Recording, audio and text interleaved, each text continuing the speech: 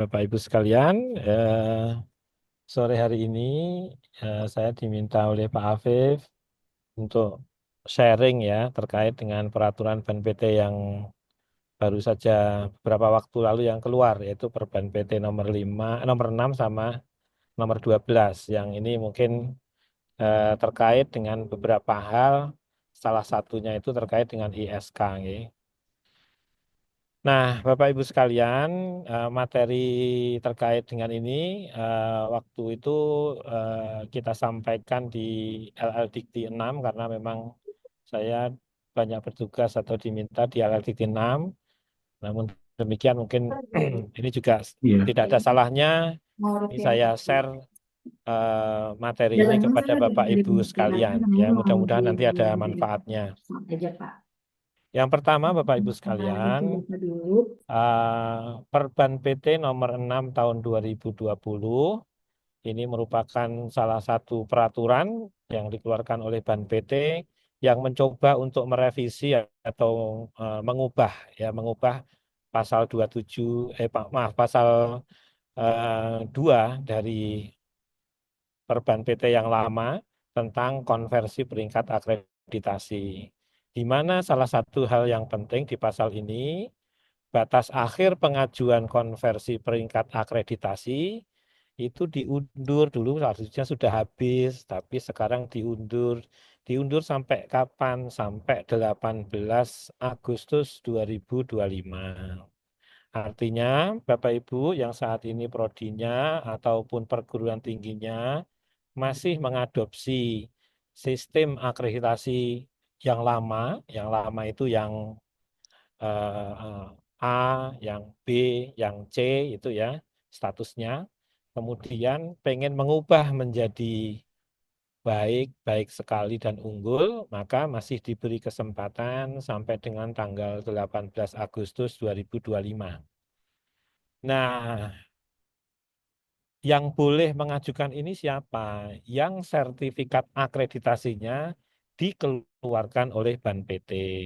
Bagi Bapak Ibu yang sertifikat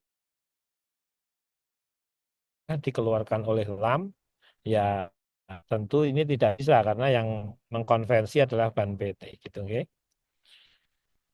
Nah, kemudian di perban lebih baru lagi yaitu Perban PT nomor 12 tahun 2025 ini terkait pemberlakuan PMPS, PMS, MPS, PMPS, pemantauan dan evaluasi mutu program studi ya. Pemantauan ini mulai berlaku pada tanggal 31 Mei 2025 kemarin ya. Nah, PMPS ini diberlakukan bagi siapa? Pemantauan ini diberlakukan bagi program studi di bawah BAN PT yang masa akreditasinya berakhir 31 Mei 2026 dan setelahnya. Ya, artinya bagi Bapak Ibu yang akreditasinya itu habisnya di bulan Juni tahun 2026 misalkan, maka akan berlaku PMPS ini. Ya, akan berlaku PMPS ini. Nah, bagaimana Pak jika akreditasi kami itu yang di bawah BAN PT tadi itu habisnya sebelum 31 Mei 2026. Ketika sebelum 31 Mei 2026, proses pemantauan masih menggunakan IPEPA. Apa Pak bedanya PMPS dengan IPEPA? Kalau dipantau dengan PMPS, itu lahirnya hanya terakreditasi atau tidak terakreditasi. Ya, jadi kalau maaf program studi Bapak Ibu itu habisnya Juni nanti, dipantau sekarang itu misalkan bulan Juni nanti dipantau, maka hasilnya itu adalah terakreditasi atau tidak terakreditasi. Ya, kenapa begitu? Karena ini menggunakan sistem akreditasi yang baru, bahwa status itu hanya terakreditasi dan unggul. Sementara kalau unggul harus melalui pengajuan, bukan melalui pemantauan. Ya. Nah, untuk yang habisnya itu di sebelum 31 Mei 2026, Ya, ini blessing saja. Alhamdulillah kalau dipantau, ternyata akreditasi saya sebelumnya itu A, dipantau pakai IPPA dan ternyata lolos, maka lahirnya tetap A dan berlaku 5 tahun lagi, gitu ya. Ini di Perban PT 12 tahun 2025. Di pasal 2 program studi yang status akreditasinya C, B, baik atau baik sekali, yang masa akreditasinya itu habis ya, akan habis sebelum 31 Mei, itu bisa mengajukan instrumen yang 9 kriteria, masih diizinkan. 9 kriteria itu masih diizinkan, tapi maksimal submitnya akhir bulan ini, 30 Juni 2025. Dan hasil dari pengajuan ini bisa baik, baik sekali atau unggul. Ya. Pak, kok nggak ada unggul? Saya pengen mengajukan. Nah, di dalam undang-undang itu nggak ada pengajuan untuk unggul itu nggak ada kalau dalam undang-undang. Jadi yang ada adalah C, B, baik, baik sekali. Kalau menurut undang-undang yang unggul bagaimana? Kalau memperpanjang unggul yang dulu itu pakai IPPA. Kalau unggul dipantau lolos, maka dia unggul gitu ya. Tetapi kalau berlaku PEMPES menggunakan PMPS itu yang Bapak Ibu mungkin sudah lihat PMPS itu apa indikatornya apa saja, silahkan dilihat di peraturan BAN-PT-nya. Maka ketika dipantau dengan PMPS itu lahirnya hanya terakreditasi atau tidak terakreditasi. Tidak ada unggul. Kalau pengen unggul bagaimana? Harus mengajukan ya. Nah, terkait dengan hal ini, maka pada kesempatan ini setelah saya berikan informasi sharing terkait dengan Perban PT 2 ini, saya akan menyampaikan bagaimana instrumen suplemen konversi ini bekerja. Bagi Bapak Ibu yang pengen mengkonversi masih diberi kesempatan sampai dengan tanggal 18 Agustus untuk mengajukan konversi. Ingat nggih, konversi ini tidak mengubah waktu berlaku akreditasi. Kalau waktu akreditasinya apa? Habisnya itu di bulan tahun 2027 misalkan. Habisnya 2027 bulan Desember. Maka ketika lolos konversi ya misalkan dari A akan menjadi unggul dan berlakunya tetap tetap Desember 2027, tidak ada nambah 5 tahun, tidak ada ya. Jadi konversi itu hanya mengubah dari status akreditasi yang lama yaitu ABC menjadi akreditasi yang agak baru yaitu baik, baik sekali, unggul. Sekarang ada status akreditasi yang lebih baru lagi yaitu hanya terakreditasi dan unggul ya. Nah, instrumen konversi ini Bapak Ibu bisa akses di link ini ya, ISKPT maupun ISKPS itu di link www.banpt.or.id ada di sini. Ini ada banyak sekali instrumen-instrumennya, lampirannya mulai dari 1 sampai dengan 10 ya, silahkan dilihat. Tadi sudah saya sampaikan, ketika kita bicara ISK itu tidak memperpanjang masa akreditasi. Dia hanya mengubah peringkat dari sistem yang lama, yaitu ABC, menjadi sistem dengan peringkat yang baru, yaitu yang baik, baik sekali, dan unggul. Nah, mudahnya ISK itu berbeda dengan pengajuan akreditasi. ISK itu mudah, asalkan kita tahu di mana mudahnya ya. Nah, kita tadi sudah sampaikan ini untuk PT ya, kita lihat untuk perguruan tinggi bukan untuk program studi. ISK untuk PT. Saya hanya sekilas saja. Saya pikir Bapak Ibu nanti silahkan bisa baca di PowerPoint yang sudah saya share ke Bapak Ibu sekalian. Kalau ada pertanyaan saja, diskusi nanti kita perdalam ya. Pada intinya ISK PT ya ISKP ini strategi enggak usah ya, strategi-strategi kayak gini kayak ini enggak usah ya. Nanti aja Bapak Ibu. Apa mohon yang ada di Zoom ini apakah ada yang PT-nya perguruan tingginya itu masih menggunakan mekanisme atau sistem yang lama yaitu ABC? Apakah masih ada?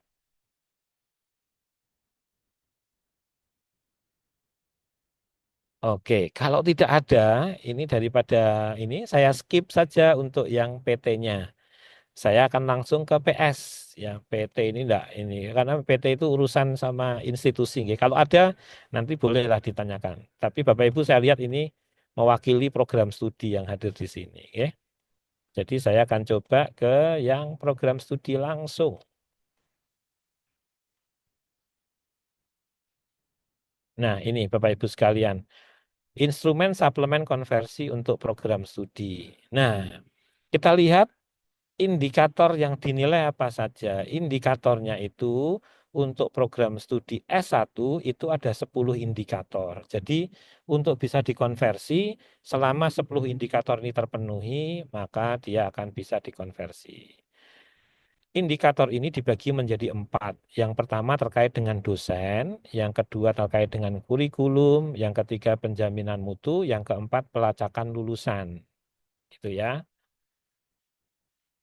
Untuk dosen itu ada 3 hal, yaitu kecukupan dosen, kualifikasi, dan jabatan akademik.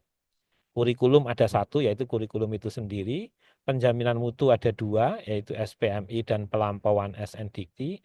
Pelacakan lulusan ada 4. Totalnya ada 10 indikator. Dibagi dalam 4 aspek. Begitu juga untuk S2, cuman S2 ini hanya 9 indikator. Di dalam dosen tidak ada 3, tetapi cukup dengan 2, yaitu kecukupan dan jabatan akademik. Kualifikasi akademik tidak dihitung. Gitu, ada totalnya ada 9. S3 juga menjadi 6, lebih sedikit lagi ini, 6 indikator. D3 gimana Pak? D3 itu silahkan dilihat di yang tadi saya sampaikan, link Ban PT. Tapi kurang lebih prinsipnya akan sama seperti ini ya. Nah, kemudian begini Bapak Ibu sekalian, kita fokus saja ke sarjana ya, ke sarjana. Nanti yang lain bisa mengikuti kok ya. Jadi ada 10 indikator yang dilihat. Pertama, kecukupan jumlah di TPS, kedua kualifikasi akademik, ketiga jabatan akademik, keempat kurikulum, SPMI, pelaporan SNDikti, sistem pelacakan lulusan, waktu tunggu, kesesuaian bidang kerja, dan kepuasan pengguna. Prinsipnya adalah untuk bisa dikonversi, masing-masing dari indikator harus memenuhi skor minimal. Skor minimalnya berapa? Rata-rata itu pada 2 semuanya, kecuali pada hal-hal tertentu. Misalkan, untuk terakreditasi baik, C menjadi baik, saya pikir sudah nggak ada lah C, saya pikir sudah nggak ada. Ya misalkan dari B menjadi baik sekali, ini skor kecukupan dosen itu 2. Kualifikasinya skornya 3, jabatan akademik skornya 3, yang lain boleh 2. Waktu tunggu nilainya 3, kesesuaian bidang kerja nilainya 3, kepuasan pengguna nilainya 2 ya. Kalau skor ini terpenuhi, maka program studi Bapak Ibu akan bisa terkonversi. Namun jika hanya misalkan salah satu saja tidak terpenuhi, misalkan kecukupan dosen skornya 4, kualifikasi akademik skornya 2,5, ya tidak bisa terpenuhi. Walaupun kecukupan dosennya itu melampaui skornya 4. Karena untuk bisa dikonversi itu adalah pemenuhan terhadap skor minimal, bukan rata-rata ya. Begitu juga ini untuk magister. Magister fokusnya itu ke jabatan akademik dan publikasi ilmiah mahasiswa. Yang lainnya skor 2 tidak masalah. Untuk S3 juga sama, jabatan akademik di TPS dan publikasi ilmiah mahasiswa ya. Sekarang kita lihat instrumennya. Yang pertama terkait dengan dosen tetap ya, dosen tetap. Bapak Ibu tinggal ngisi ini. Saya yakin sudah bisa lah ngisi tabel ini ya. Nah, dosen tetap ini sering menjadi aspek yang menjadi penolakan dari Ban PT untuk dikonversi. Apa yang menjadi sumber penolakan? Yang pertama adalah dosennya itu tidak linier dengan mata kuliah maupun bidang kerjanya atau bidang apa namanya? Bidang keahliannya dengan prodi gitu ya. Ini menjadi penolakan, alasan penolakan yang pertama. Alasan penolakan yang kedua itu adalah apa yang ada ditulis di sini tidak tercantum di dalam PD Dikti. PD Dikti ya, pangkalan data Dikti. Jadi mohon dipastikan PD Dikti juga ikut dengan data yang ada dan diusahakan PD Dikti tidak merah warnanya karena ada kurang dosen, home base dan seterusnya. Ketika merah pasti dipastikan tidak akan terkonversi ya. Mohon ini menjadi perhatian ketika urusan dosen tetap ini masalahnya ya. Ini tadi penilaiannya Kalau pengen unggul nilainya 3,5. Kalau pengen nilainya baik sekali cuma 3, ya. Tidak banyak ini ya Bapak Ibu sekalian. Magister juga sama. Nanti instrumen penilaiannya matriksnya bisa dilihat dan jika diperlukan matriks penilaian nanti bisa saya kirimkan ya. Kemudian yang kedua itu adalah terkait kurikulum. Kurikulum ini diminta untuk menguraikan mekanisme dan keterlibatan pemangku kepentingan dalam proses penyusunan, evaluasi maupun pemutakhiran dalam 3 tahun terakhir. Sampaikan saja seperti apa yang saya sampaikan di dalam kotak ini. Tahap penyusunan bagaimana dan seterusnya ini ya. Nah, kalau pengen nilainya, targetnya cuma 2 saja kok. Pokoknya dievaluasi, ada pemangku internal. Sudah nilainya 2. Ini jarang-jarang prodi itu ditolak gara-gara kurikulum. Jadi santai saja, nulis saja sesuai dengan ini. Insya Allah aman lah untuk kurikulum. Ya. Kemudian menyampaikan tabel struktur kurikulum seperti ini, tentu Bapak Ibu sudah familiar yang sering menyusun ini ya, semester, mata kuliah, dan seterusnya, saya pikir tidak masalah. Kemudian berdasarkan dokumen kurikulum ini, suruh menyampaikan bagaimana perumusan CPL tadi sesuai jenjang KKNI. Ini tak beri tips, ini saya berikan tips, tolong ceritakan seperti ini yang ada di dalam kotak ini. Kalau pengen nilainya 2, uang nilainya cuma 2 yang ditargetkan loh ya. Capaian pembelajaran diturunkan dari profil lulusan dan memenuhi level KKNI. Hanya ini saja. Apalagi kalau ditambahi dengan dimutakhirkan secara berkala 4 sampai 5 tahun. Wah, itu nilainya sudah 3 gitu ya. Artinya ini tidak terlalu berat ketika menarasikannya dan menurut pengalaman jarang ada penolakan konversi gara-gara kurikulum ya. Tapi sudah saya sebutkan gara-gara yang pertama tadi yang biasanya itu ditolak ya. Kemudian yang ketiga itu komponen penjaminan mutu. Tadi sudah saya sampaikan komponen penjaminan mutu itu ada 2. Kita diminta untuk menyampaikan 6 hal ini ya. 6 hal ini silahkan disampaikan ketersediaan dokumen formal penetapan, ketersediaan dokumen mutu, keterlaksanaan siklus dan seterusnya ini.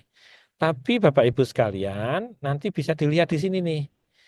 Matriks penilaiannya itu kita ngikutin yang berbeda ada 5 hal ini, sementara di panduan itu ada 6 hal ini. Bagaimana strateginya? Sudah disusun saja sesuai dengan matriks penilaian. Ya, asesor itu hanya melihat sesuai matriks ini dan sesuai penilaiannya. Jadi kita pragmatis sajalah. Dan pengennya cuma nilai 2 saja, enggak 3, cukup 2 saja, yaitu UPPS melaksanakan SPMI nomor 1 sampai dengan nomor 3. Ya. Syukur-syukur ada 4, ada 5, malah nilainya pasti aman. Di sini juga jarang sekali ada penolakan atau ada apa ya kegagalan konversi gara-gara bagian ini. Kemudian yang kedua di penjaminan mutu adalah pelampauan SNDT. Bapak Ibu di fakultasnya atau di universitasnya punya standar tambahan apa, indikator kinerjanya apa, capaiannya berapa, faktor pendukung penghambatnya bagaimana, tindakan perbaikannya bagaimana. Tolong ini yang penting diisi saja. Kemudian diuraikan bagaimana standar tambahan ini diukur, dimonitor, dikaji, dan dianalisis. Ini hanya nilai 2. Nilai 2 itu apa? Enggak ada, enggak ditulis, enggak diisi pun nilainya sudah 2 gitu loh. Tapi ya enggak etis lah, masuk enggak diisi gitu ya. Tapi artinya Bapak Ibu jangan terlalu fokus ke hal-hal yang sebenarnya itu enggak urgent gitu ya. Wong ini enggak ada isinya saja sudah nilainya 2 ya. Yang terakhir yaitu pelacakan alumni. Pelacakan alumni yang pertama itu diminta untuk menguraikan bagaimana pelacakan itu dilakukan, sistemnya. Ikuti saja nomor 1, 2, 3, 4, 5, 6. Bagaimana organisasinya? Siapa yang melakukan di level universitas, fakultas, dan seterusnya. Bagaimana metodologinya? Langkah-langkahnya bagaimana? Kapan itu dilakukan? Bagaimana itu dilakukan? Instrumennya apa? Bagaimana kesahihannya, dan seterusnya. Kemudian penilaian, evaluasi, dan pemanfaatan hasil ini. Ya, pelacakan. Nah, ini juga ada yang menarik. Yang diminta dalam panduan itu 6 ini, yang diukur di dalam matriks penilaian hanya 5 ini. Kalau seperti ini gimana, Pak? Maka sebagaimana tadi sudah saya sampaikan, pragmatis saja. Urutkan saja menjelaskannya sesuai 5 ini, tidak usah sesuai dengan 6 yang ada di sini. Yang 5 ini saja, ya. Untuk skornya cuma dapat 2 saja cukup, ya, 3 aspek yang ada di sini, ya. Ini juga silakan dinarasikan, jarang sekali juga ditolak gara-gara ini juga jarang, ya. Kemudian yang berikutnya waktu tunggu lulusan. Nah, ketika waktu tunggu lulusan, ini ada TS-2 sampai TS-4, artinya 2 tahun setelah lulus sampai 5 tahun setelah lulus. Jumlah lulusannya masing-masing berapa, yang terlacak berapa, waktu tunggunya berapa.